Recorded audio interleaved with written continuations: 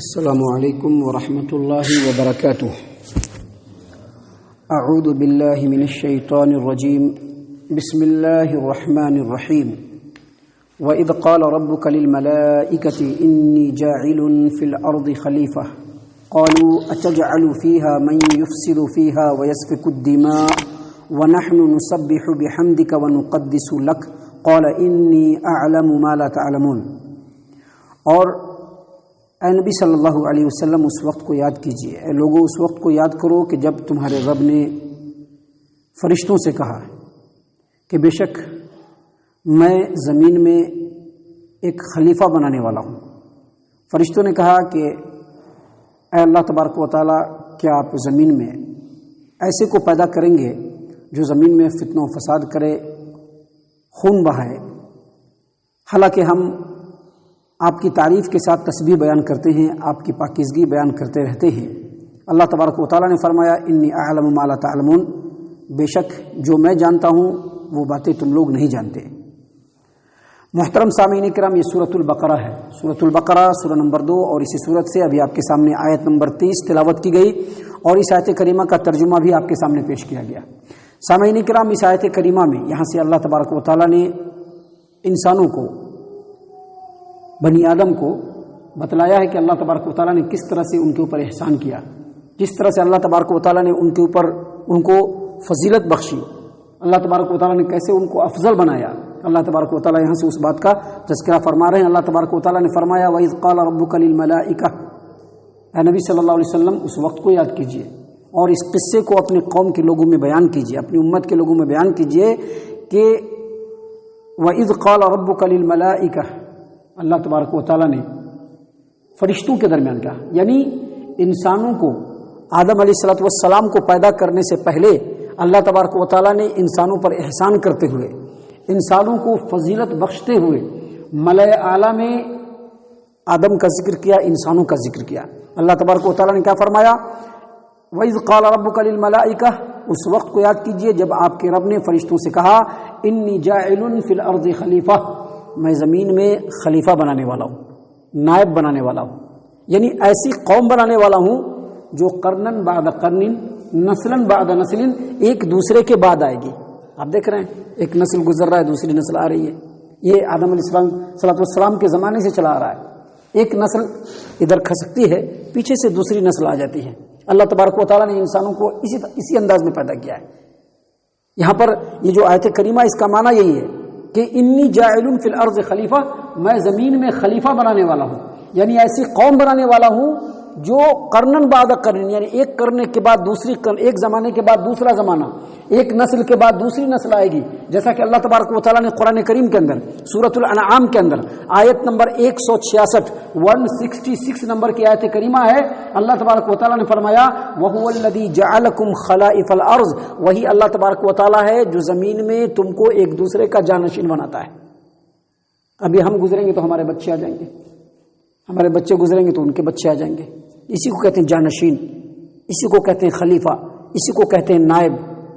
اور خلیفہ کا ایک معنی یہ بھی ہے کہ اللہ تبارک و تعالیٰ کا جو حکم ہے، اللہ تبارک و تعالیٰ کا جو قانون ہے، اس کو یہاں پر نافذ کرنے کے لیے ہم لوگوں کو اللہ تبارک و تعالیٰ نے یہاں پر خلیفے کے طور پر بنایا۔ آپ آیت کریمہ پر غور و فکر کریں گے تو آپ کو یہ بات بالکل واضح ہو جائے گی کہ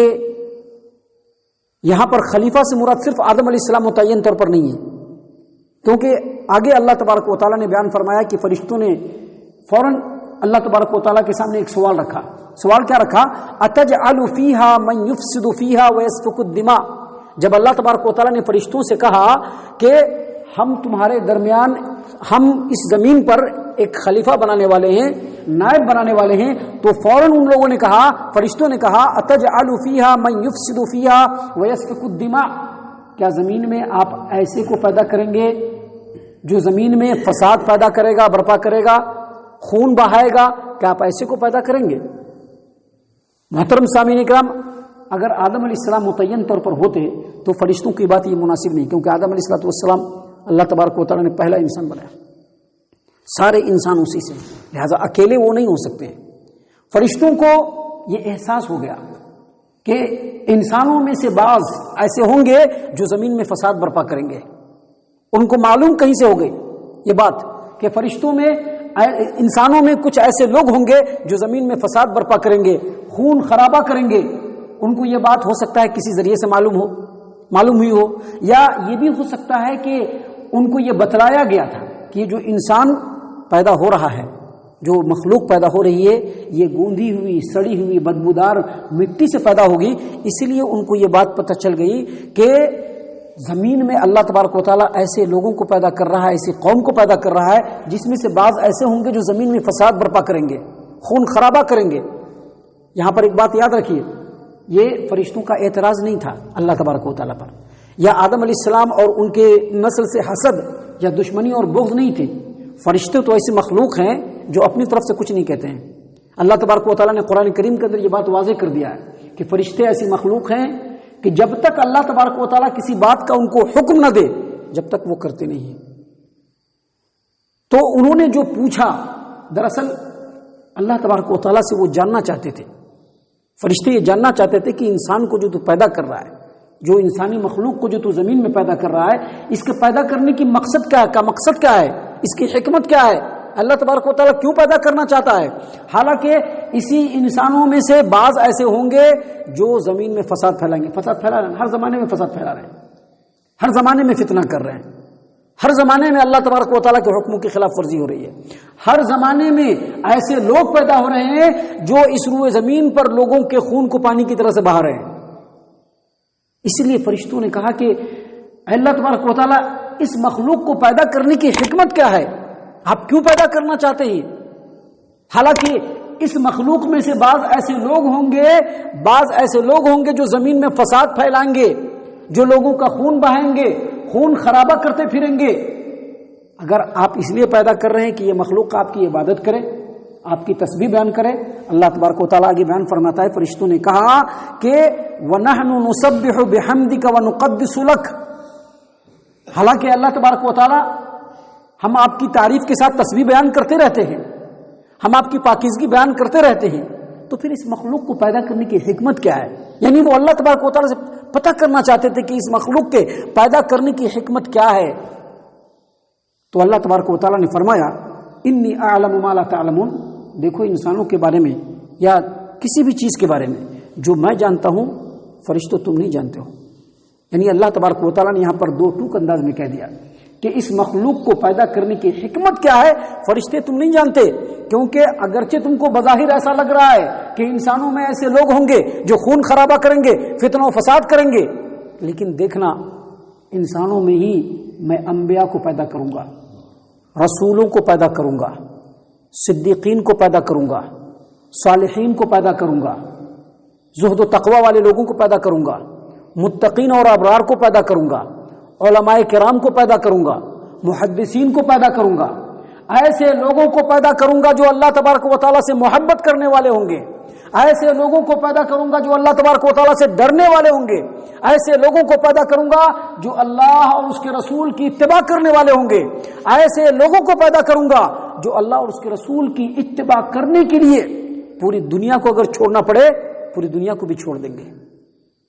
اللہ تبارک و تعالیٰ نے کہا انی اعلم ما لا تعلمون، فرشتوں جو میں جانتا ہوں وہ تم نہیں جانتے. محترم سامعین کرام، ابھی آگے اور بھی باتیں ہیں، لیکن یہ جو آیت کریمہ ہم نے آپ کے سامنے پیش کیا ہے، اس آیت کریمہ کی روشنی میں حافظ قرطبی رحمہ اللہ اور بہت سارے مفسرین نے یہ کہا ہے کہ انسانی سماج و معاشرے میں، اسلامی سماج و معاشرے میں خلیفے کا تقرر، امام کا تقرر، امام سے مراد یہاں پر نماز پڑھانے والے امام نہیں، امام سے مراد سردار، خلیفہ کا تقرر اور سردار کا تقرر ہونا ضروری ہے. کیونکہ جب تک کسی سماج و معاشرے کے اندر کوئی خلیفہ نہیں بنایا جائے